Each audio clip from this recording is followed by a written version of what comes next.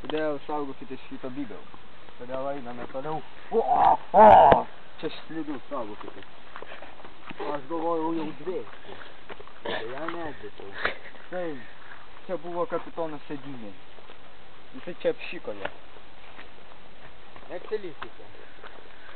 Aš išvedu ekskursiją po Laukynės atvažiuoju.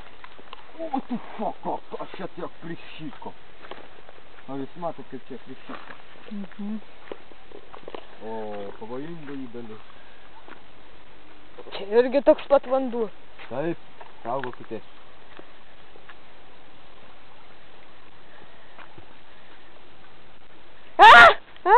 Šalta.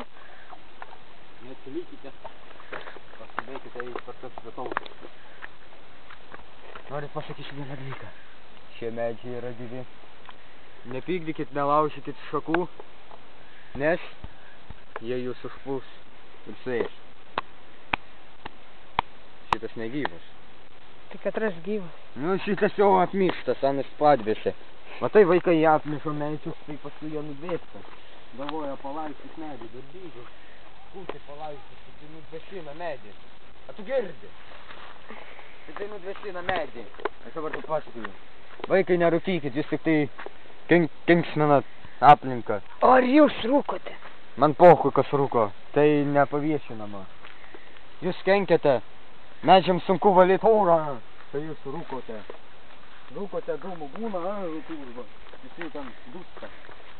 Medžiams sunku tiek daug oro pravalyti. Medžiai yra mūsų motinos. O medžiai tėvai. O?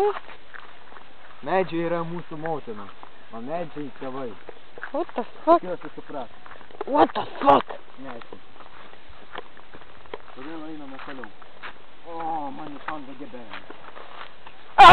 O, senoviniai laivai galime įteikti į vidurį. Šie eksponatai naudojami. Ten yra ančių lizdų. Ar tai nepavojinga?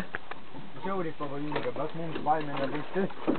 Nes šis laivas pasvarus. Nežinau, kaip jį pavadinti. Bet mums labai įdomu bus. Dabar aš su jumis pakalbėsiu. Galite užduoti klausimų, jeigu norite. Jeigu norit, galite užduoti. Kiek laiko šitiems miškams? Šiems miškams negaliu tiksliai pasakyti.